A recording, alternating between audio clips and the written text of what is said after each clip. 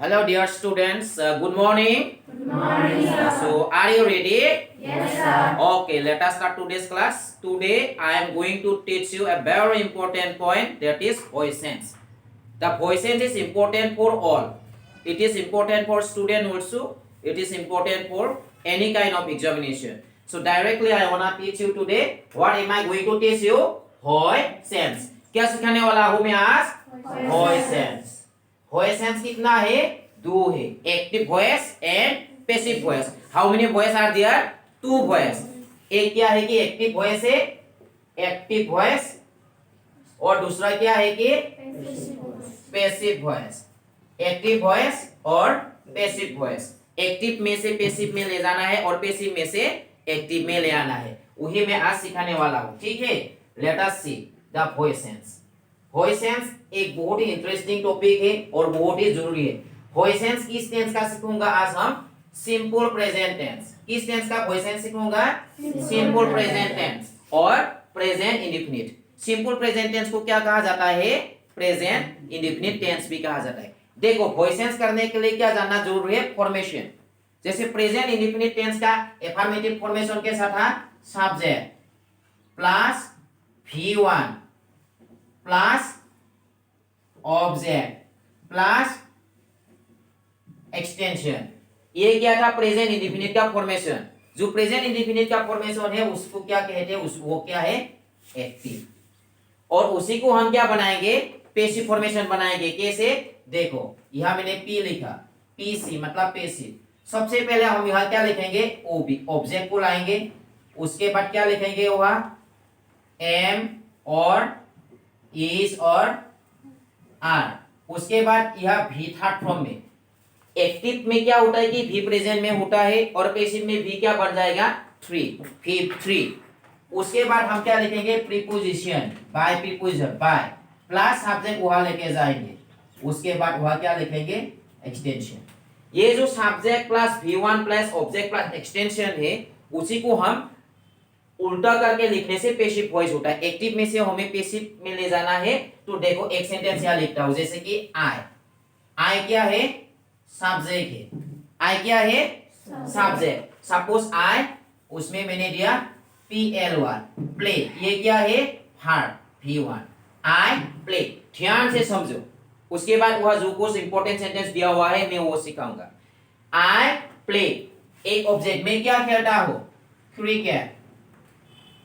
I play cricket. ये क्या है? ऑब्जेक्ट. एक सेंटेंस में सब्जेक्ट, वर्ब और ऑब्जेक्ट वॉइस सेंस करने के लिए ये तीन चीज जरूरी है. सबसे पहले क्या है? सब्जेक्ट, वर्ब और ऑब्जेक्ट. सेंस करने के लिए ये तीन चीज होना बहुत ही जरूरी है. क्या करने के लिए? वॉइस सेंस करने के लिए ये तीन चीज होना बहुत ही जरूरी है. क्या क्या है? सब्जेक्ट, वर्ब और ऑब्जेक्ट. ये देखो, ये क्या हो गया? सब्जेक्ट, और ये वर्ब आ गया, और ये ऑब्जेक्ट. अभी पैसिव वॉइस करने के लिए हमें क्या करने के लिए कहा गया है? सबसे पहले हमें क्या लिखना है? ऑब्जेक्ट को लिखना है. और ये जो एक्सटेंशन है वो हो भी सकता है, नहीं भी हो सकता है. ये इतना इंपॉर्टेंट नहीं है. चलो देखो, सबसे पहले हम अभी क्या लिखेंगे? ऑब्जेक्ट. इस सेंटेंस में ऑब्जेक्ट क्या है? क्रिकेट. इसलिए हमें पैसिव वॉइस में क्या लिखेंगे? CRICKET. क्रिकेट. क्रिकेट के साथ क्या आएगा? ये फॉर्मूला में जाओ. सबसे पहले हमने क्या लिखा? ऑब्जेक्ट लिख लिया. ऑब्जेक्ट के बाद हम क्या लिखेंगे? M is are. क्रिकेट के साथ क्या होगा? इज. अभी ये जो प्ले था, प्ले क्या है? V1 है, लेकिन पैसिव में हमें क्या लिखना है? V4. V4 लिखने से क्या होगा? प्ले का V4 क्या? V4 नहीं है, V3. V3 यानी कि पास्ट पार्टिसिपल. V4 नहीं है. ठीक है, मैं V4 बोल दिया था. V4 नहीं होगा, V3 होगा. V3 यानी कि पास्ट पार्टिसिपल.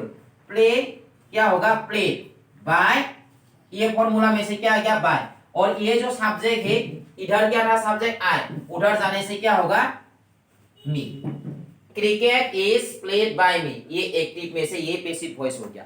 इसी रूल को करते हुए, उसी रूल को यूज करते हुए हमें अभी ये जितना भी सेंटेंस है वहां हम करेंगे. ठीक है, चलो यहां हम करते हैं. समझ नहीं होना तुम लोग? समझ नहीं होना सभी? ओके, ये देखो, ये कौन सा सेंटेंस दिया गया है? Number 1. The children make A noise.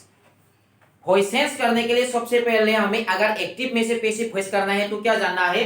सबसे पहले हमें क्या करना है? The children subject. ये जो क्या है कि द चिल्ड्रेन सब्जेक्ट है, ये मेक क्या है verb, और ए नॉइस क्या है ऑब्जेक्ट। अभी अभी हमने फॉर्मूला में लिखा था कि पैसिव वॉइस करने के लिए सबसे पहले क्या लिखना चाहिए हमें ऑब्जेक्ट। सबसे पहले हम क्या लिखेंगे अभी ऑब्जेक्ट। ऑब्जेक्ट क्या है बोलो तुम लोग जरा, ए नॉइस बोलना तब जा कर सकते ए नॉइस। उसके बाद क्या सही एम इज आर, उसमें से क्या आएगा इज। ये मेक है V1 है, पैसिव वॉइस में क्या लिखना है V3। मेक क्या बन जाएगा थर्ड फॉर्म क्या है make, making make make make, ये गाना भी गाना होगा मेक। उसके बाद फॉर्मूला में से क्या आएगा बाय, ठीक है। ये जो द चिल्ड्रेन है उधर भी क्या होगा द चिल्ड्रेन ही होगा, द चिल्ड्रेन। ये देखो द चिल्ड्रेन, समझने के लिए कोशिश करो तो समझ में आएगा। सबसे पहले ये क्या था ऑब्जेक्ट उधर लेके आया a noise made by the children, उसमें क्या था the children make a noise, a noise is made by the children. ये एक्टिव वॉइस है और ये क्या है पैसिव वॉइस है, ठीक है। अभी इस सेंटेंस को देखो ध्यान से, everyone presses good man. Everyone हर कोई, प्रेसेस मतलब प्रशंसा करता है, ये वर्ब है। गुड मैन, गुड मैन क्या है ऑब्जेक्ट है। सब्जेक्ट क्या है everyone is subject in the sentence, and presses क्या है कि वर्ब है प्रेजेंट वर्ब, और गुड मैन क्या है कि ऑब्जेक्ट। अभी पैसिव वॉइस करने के लिए सबसे पहले क्या लिखना होगा हमें ऑब्जेक्ट। ऑब्जेक्ट क्या है इस सेंटेंस में गुड मैन, बोलना तुम लोग, ठीक है। गुड मैन, गुड मैन, ये गुड मैन सिंगुलर नंबर है इसलिए उसमें क्या आएगा इज, गुड मैन इज। ये जो वर्ब है प्रेसेस, ये प्रेस है, ये थर्ड पर्सन सिंगुलर नंबर था इसलिए उसके पीछे एस आया था। अब यहां क्या लिखेंगे हम थर्ड फॉर्म में लिखेंगे। प्रेस का थर्ड फॉर्म क्या है press, P-R-A-I-S-E-D, press. Good man are press. अभी क्या लिखेंगे बाय, ये प्रीपोजिशन है। हर सेंटेंस में बाय होगा ऐसा भी नहीं है, कहीं कहीं टू आता है, कोई एट, कोई इनटू, कोई एट, ऐसा भी आता है। बाय एवरीवन, एवरीवन, ये देखो ये हो गया क्या है everyone presses good man, good man is praised by everyone, active और पैसिव। अभी देखो क्या है they do not play cricket, ये नेगेटिव है। They do not play cricket, ये डू नॉट को छोड़ दो। अभी क्या देखो दे प्ले क्रिकेट, दे क्या है सब्जेक्ट, दे क्या है सब्जेक्ट, प्ले क्या है वर्ब, क्रिकेट क्या है ऑब्जेक्ट। लेकिन ये नेगेटिव है, एक्टिव अगर नेगेटिव है तो पैसिव भी क्या होगा नेगेटिव ही होगा। जैसे कि ऑब्जेक्ट को सबसे पहले हम लिखेंगे, देखो ऑब्जेक्ट क्या है उसमें क्रिकेट, यहाँ देखो क्रिकेट लिखा, क्रिकेट। क्रिकेट के बाद हम क्या लिखेंगे इज। अभी ये देखो यहाँ डू नॉट था यानी कि नेगेटिव था, अगर एक्टिव में नेगेटिव है तो पैसिव में भी नेगेटिव होगा, इसलिए इसके पीछे हम क्या लगाएंगे नॉट। फॉर्मूला भी है, फॉर्मूला देने से और ज्यादा लंबा हो जाएगा, लेकिन टेंस सिखाने के समय में सिखा चुका हो और तुम लोग भी सीख चुके हो। क्रिकेट इज नॉट, अभी क्या होगा वर्ब क्या होगा थर्ड फॉर्म क्या होगा प्ले का थर्ड फॉर्म प्ले, उसके बाद क्या आएगा उसमें बाय। ये जो सब्जेक्ट दे था, दे इधर लिखने से क्या होगा देम, ये हो गया। देखो they do not play cricket, वे लोग क्रिकेट नहीं खेलते, cricket is not played by them, passive हो गया, क्रिकेट उन लोगों के द्वारा नहीं खेला जाता। अभी इस सेंटेंस को देखो ये इंटरोगेटिव है, do you love the baby, ये इंटरोगेटिव को छोड़ दो, अभी अफर्मेटिव को समझ लो पहले। You love the baby, you is what a subject, love यानी कि वर्ब, द बेबी बच्चा को प्यार करते हो, ये जो द बेबी क्या है ऑब्जेक्ट है। सबसे पहले हमें क्या लिखना है ऑब्जेक्ट द बेबी, लेकिन क्या है ये इंटरोगेटिव है। अगर यहाँ हम बेबी लिखेंगे, बेबी के पीछे क्या होगा इज। इंटरोगेटिव में क्या होता है कि एक्सुलरी वर्ब और हेल्पिंग वर्ब पहले लिखना जरूरी है, इसलिए हम यहाँ क्या लिखेंगे is the baby, is the baby, the baby is लिखते हैं हम, ये जो इज आगे लेके आया यानी कि इंटरोगेटिव हो गया। ये जो ऊपर वाला सेंटेंस है उसको भी हम इंटरोगेटिव कर सकते हैं, अगर हेल्पिंग वर्ब आगे लेके आएंगे तो क्या बन जाता है इंटरोगेटिव हो जाता है, और हेल्पिंग वर्ब के साथ नॉट जोड़ देने से क्या हो जाता है नेगेटिव बन जाता है, ठीक है। अभी क्या है do you love the baby, is the baby, love का थर्ड फॉर्म क्या है लव, ईडी, लव बाय ये सब्जेक्ट यू है या यू ही रहता है, ये क्वेश्चन मार्क है। ये देखो, do you love the baby, is the baby love by you. Active में से क्या हो गया, पैसिव। अभी नेक्स्ट सेंटेंस देखो, does she not sing Hindi song.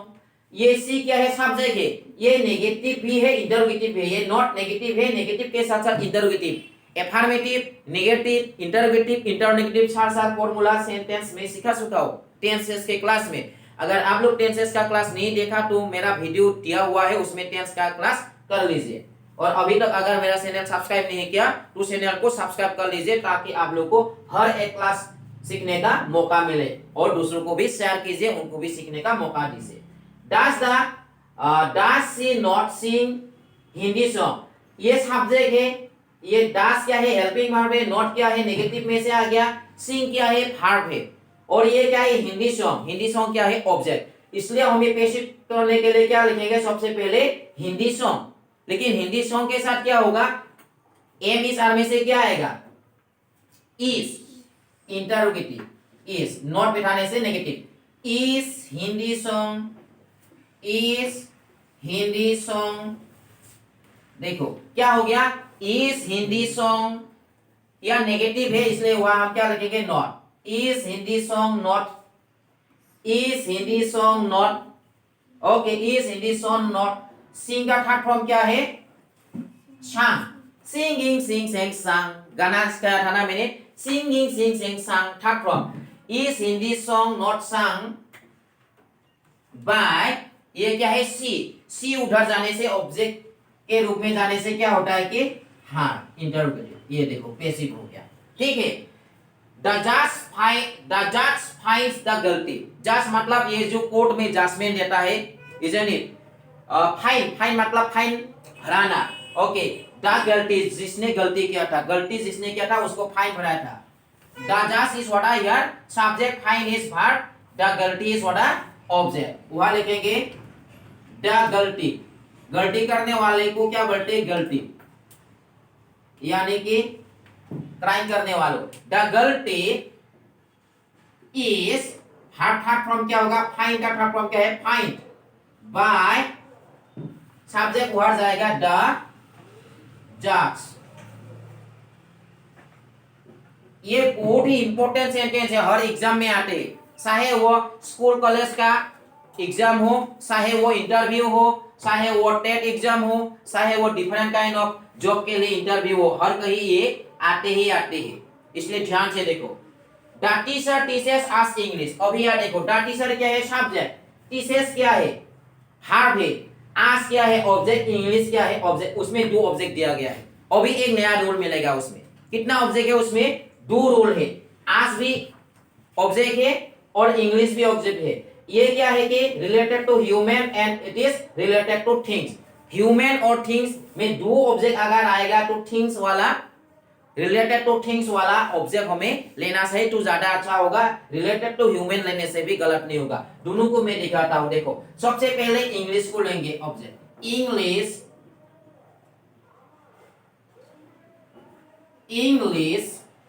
Is, उसमें क्या है, हर कोई इस आएगा ऐसा नहीं है। अगर ऑब्जेक्ट प्लूरल नंबर होगा तो उसमें क्या आ सकता है, आर भी आ सकता है। जैसे कि इंग्लिश इज, ये टीस है, टीस का थर्ड फॉर्म क्या है, taught, TAUGHT, taught. English is taught us, एक ऑब्जेक्ट यहां रह गया, us. English is taught us by the teacher, TEACHER। ये देखो, English is taught us by the teacher. We are learning voices. We are changing the voice from active to passive in simple present tense और present indefinite tense। हर tense का rule अलग अलग है। अभी देखो आज, अभी आज के जरिए भी हम कर सकते हैं। तो हम यहाँ क्या लगे, आज इधर लिखने से क्या होगा, उई। जैसे कि देखो मैं उधर दिखाता हूँ उसको, चलो नीचे उही लिखा, उई, उई आर। उई भी ऑब्जेक्ट है, वहां आने से क्या होगा, उई, उई आर। उई प्लूरल नंबर है इसलिए क्या हो गया, we are taught, TAUGHT, we are taught, अभी इंग्लिश इधर आएगा, English, we are taught English. यह देखो इंग्लिश इधर लिखने से आज वहां रह गया था, आज वहां लिखने से इंग्लिश वहां आ गया। We are taught English by the teacher. देखो डू रूप में हो गया ये, क्योंकि डू ऑब्जेक्ट है, ये आस ये भी ऑब्जेक्ट है, इंग्लिश भी ऑब्जेक्ट है, दोनों में से एक लेकर कर सकते हो। लेकिन सबसे ज्यादा अच्छा है कि रिलेटेड टू थिंग्स और related to men's human beings, वो इतना ठीक नहीं है लेकिन मिस्टेक नहीं है। अभी देखो do you not know my father, क्या तुम मेरे फादर को नहीं जानते? डू यू ये नेगेटिव है, वो इंटरोगेटिव, इंटर और नेगेटिव दोनों जोड़ हो गया। यू क्या है उसमें सब्जेक्ट है, नो क्या है वर्ब है, माय फादर क्या है ऑब्जेक्ट है, इसलिए वहां हम क्या लिखेंगे माय फादर। लेकिन इंटरोगेटिव है, माय फादर के साथ क्या होगा इज, इसलिए हमें सबसे पहले लिखना होगा इज। क्या लिखेंगे? Is my father, is my father, internegative है इसलिए नॉट लिखेंगे। Is my father not, is my father not, no क्या होगा, नो का था from known, is my father not known, उसमें क्या है बाय नहीं आएगा टू। मैं पहले भी बोल चुका हर सेंटेंस में बाय नहीं आएगा, it's depend on the heart. ये नो वर्ब के पीछे बाय प्रीपोजिशन नहीं होता है, इसलिए वह क्या हो गया नोन टू। कहीं कहीं बाय के जगह एट आ सकता है, कहीं कहीं इनटू आ सकता है, कोई कोई विथ भी आ सकता है। Is my father not known to क्या था यू। ये देखो do you not know my father, क्या तुम मेरे फादर को नहीं जानते? Is my father not known to you. ये देखो पैसिव वॉइस हो गया। अभी देखो number 9, I help the poor people, मैं पुअर पीपुल को हेल्प करता हूं। ये देखो द पुअर पीपुल क्या है ऑब्जेक्ट है। अभी हम सबसे पहले क्या लिखेंगे object, the poor people, the poor people क्या लिखा, द पुअर पीपल आर, यानी कि पीपल प्लूरल नंबर है, अनकाउंटेबल है, इसलिए हम यहां लिखे the poor people is, help third from क्या होगा हेल्प, हेल्प बाय आई क्या होगा मी। नेक्स्ट सेंटेंस देखो डू दे नॉट, क्या है do they do the work in A company. ये देखो इसमें डू ये हेल्पिंग वर्ब है, ये डू क्या है कि मेन वर्ब है। Very confusion sentence, do they do work in A company, work in A company, do they do work, work क्या है उसमें ऑब्जेक्ट है, इसलिए हम यहां क्या लिखेंगे is work, do did done, third from क्या है done, is work done by, they क्या होगा उसमें them in a company, in a company। ये देखो I know him well, मैं उसको अच्छी तरह से जानता हूं। I क्या है उसमें सब्जेक्ट है, नो क्या है वर्ब है, him क्या है ऑब्जेक्ट है, well क्या है एक्सटेंशन, इसलिए him वहां लिखने से क्या होगा सब्जेक्ट के रूप में क्या होगा he is क्या होगा known, नोन के पीछे क्या होगा बाय नहीं होगा टू होगा, पहले बोल चुका हूं। He is, I know him well, he is known well, ये known well, he is known to क्या हो गया he is known to me well, he is known to me well, well extra है बाद में आएगा। लास्ट सेंटेंस वर्ड देखो does the man use mobile, क्या वो आदमी मोबाइल यूज करता है, the man is subject here, use is verb here, mobile is object. सबसे पहले हम ऑब्जेक्ट लिखेंगे, लेकिन ऑब्जेक्ट से पहले हम क्या लिखेंगे हेल्पिंग वर्ब, क्योंकि ये इंटरोगेटिव सेंटेंस है। Is mobile, is mobile use start from क्या होगा use by, is mobile use by the man. ये देखो इक्वल टेंडेंस एक्टिव में था और सबको हमने कहा लिखा, पैसिव में लिखा। ऐसे ही हमें प्रेजेंट इंडेफिनिट और सिंपल प्रेजेंट टेंस का वॉइस सेंस कराना है। ध्यान से 2-3 बार देखो, और एक बार अगर ध्यान से देखो एक बार में भी क्लियर हो जाएगा। अगर एक बार में क्लियर नहीं हुआ तो 2 बार देखो, 2 बार में नहीं हुआ तो 3 बार देखो, लेकिन जितना बार देखोगे उतना ही ज्यादा क्लियर होगा। The more practice you will do, the more clearance you will get. Have you understood? समझ चुके हो ना तुम लोग? Okay, so you can write it now, you can note it now. And next topic हम और एक टेंस का वॉइस सेंस सीखेंगे। ठीक है? Till then, bye bye. Thank you for watching the video.